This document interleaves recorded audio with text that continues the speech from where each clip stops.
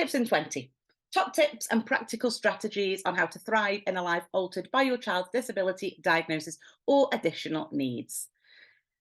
Quick intro to me, 1 minute intro. I'm Charlie Beswick. I am mum to Oliver and Harry, who are 17-year-old twins. You can see Harry there on the screen, who was born with golden horse syndrome and is also severely autistic and has learning needs as well. I'm the best-selling author of my book, Our Altered Life. I am the mentor to mums who are in a similar position to me, and they've got children with disabilities and diagnoses and additional needs.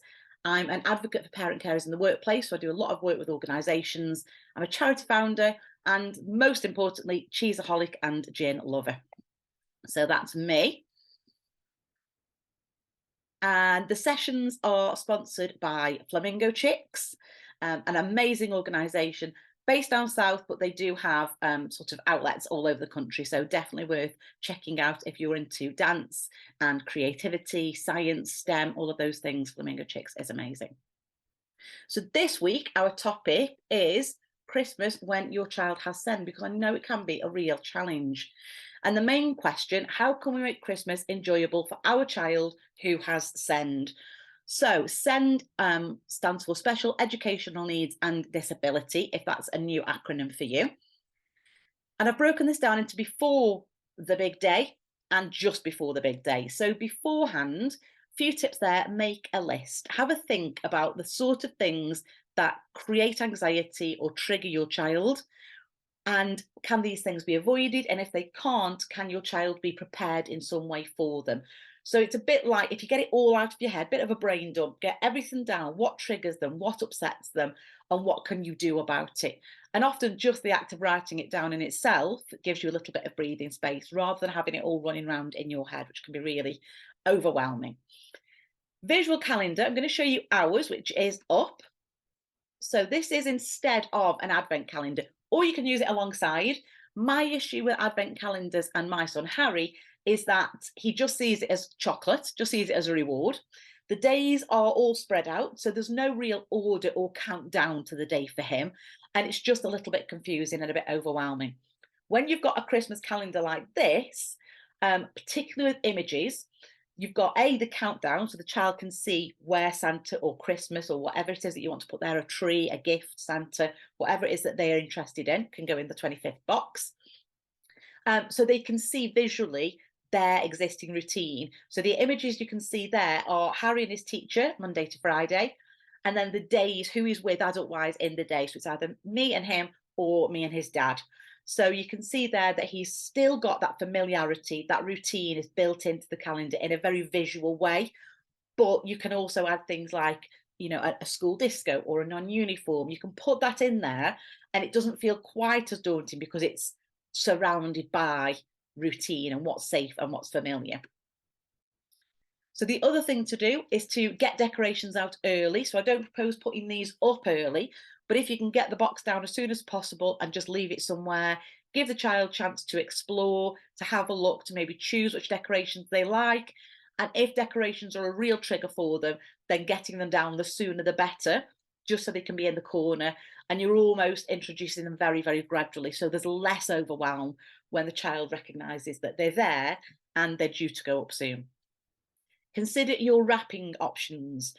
So I know some people, I'm friends with some people that don't even wrap their children's gifts because the unwrapping and the not knowing what they're going to get completely sends them in a spin and they find it just completely overwhelming. So they don't wrap. I know people who just put things in bags. So there's no big sort of fight and wrapping and adrenaline rush to get at the gifts, which can send children a little bit sort of stressed. Or you can just wrap them in plain paper. You could also put them in a different room or a different area if you've got other children as well. So there's lots of issues there around wrapping and the actual unwrapping. So just having a little think about how you can best do that so that it meets everybody's needs. And if visiting Santa is something that's important to you and your family, researching sensory-friendly Santas. So there's a website called My Family, Our Needs, and they've got signposts to all different sensory grottos and advent events and things that are going on. So if that's something you do want to take part in, then just do a little bit of research ahead of time, or maybe choose things like garden centres which are typically a little bit quieter than a shopping centre might be, or local pubs, anywhere that you can go that's possibly a little bit quieter. And then on the day, staggering gifts is one option. So you could give a couple of presents in the morning, a couple in the afternoon, a couple late on. You could do, a few on Christmas Day or Eve, a few on Boxing Day. You could stagger it out even over the 2-week Christmas period. So there is no right and wrong way of doing this. It's just what suits you, your family, and your child. So don't think it's always got to be Christmas Day and that's it, because even for adults, that's exhausting. So, staggering gifts is one option.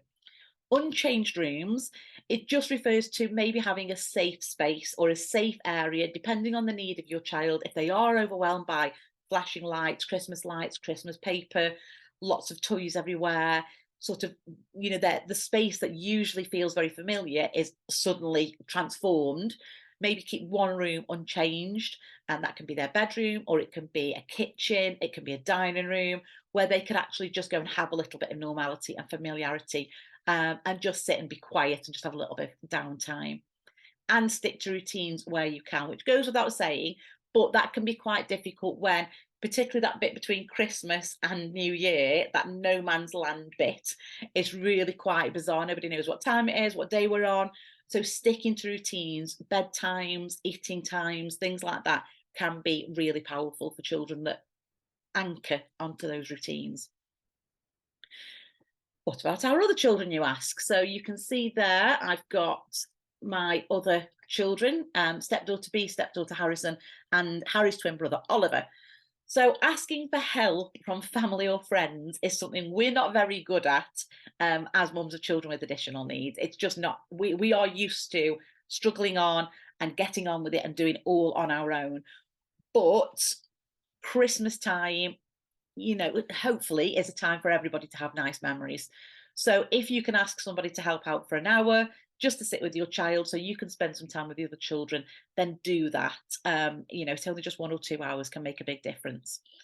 Having a contingency plan, if you decide to go out as a family, having a contingency plan. So if we were to go out as a 6, for example, then my husband and I would be discussing, well, if Harry has a meltdown, who stays with Harry, who stays with the children, who takes Harry back? And often that's me, because I will want to be with Harry when he's having a meltdown. But does it have to always be me? And I'll touch on that in a second. And create a Christmas tradition just for them. And I love this. So Oliver and I, for the past few years, have played the advert game. So around Christmas time, when an advert comes on, we decide beforehand who's going to get the gift. So sometimes it will be, I don't know, sanitary products, and Oliver ends up having it and he's laughing his head off. Other times it's a new car and I end up with that. And the point of doing these things is that when our children look back at Christmas, they've got a memory that was just theirs. So that can be, I don't know, matching pajamas between just you and them, or watching a movie, even something as simple as a hot chocolate from the same mug every year that they then come to treasure. So it doesn't have to be the advert game, that's just us being silly. But the point is, it's something that they can look back and remember, and they can look forward to each Christmas. Because through nobody's fault, families like ours often do revolve around the child that has the additional needs. And I always say that siblings are the unsung heroes of our stories. So in this case, it's a really good, positive, powerful, free and quick way of creating those really nice memories for those people, as for those children as well.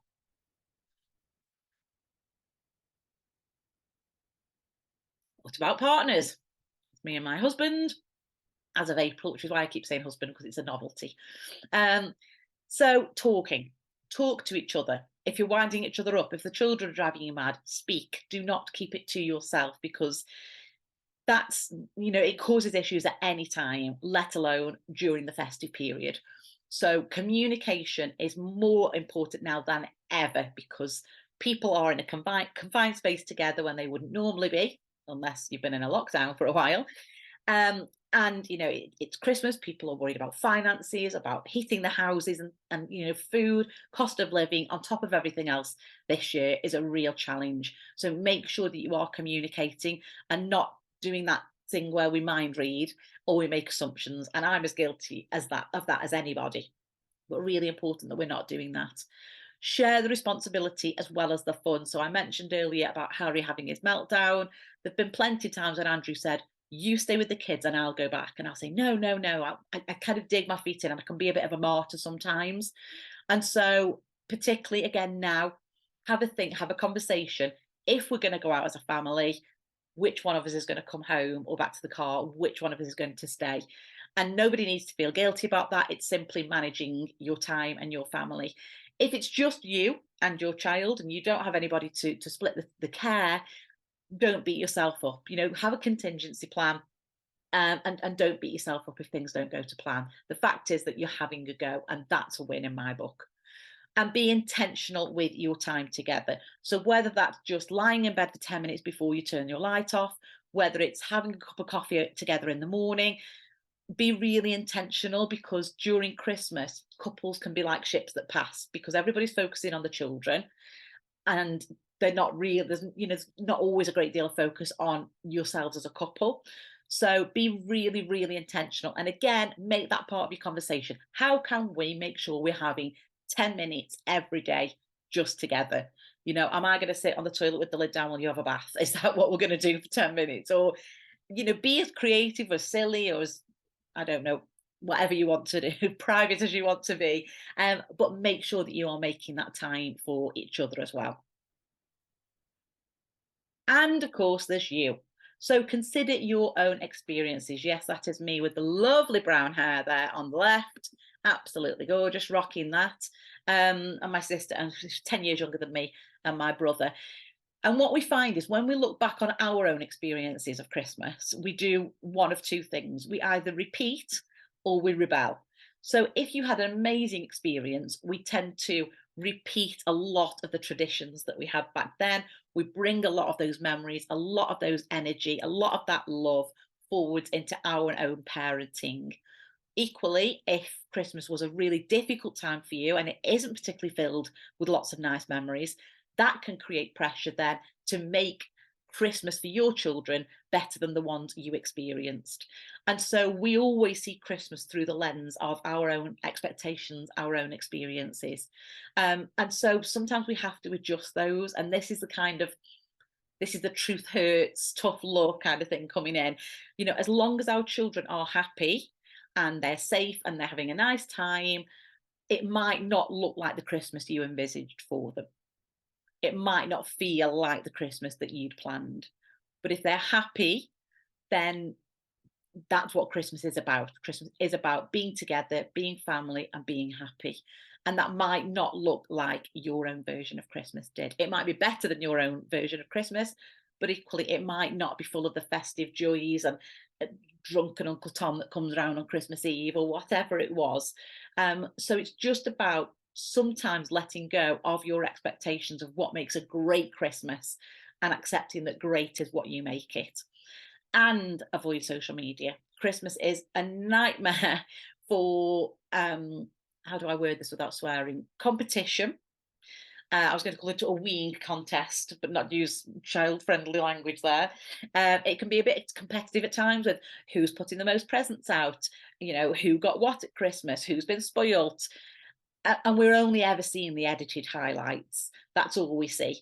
And so if you are ever going to mute social media, the two times I suggest you do that are the school holidays and Christmas, possibly Christmas being number one, because it can be a real trigger for a lot of people.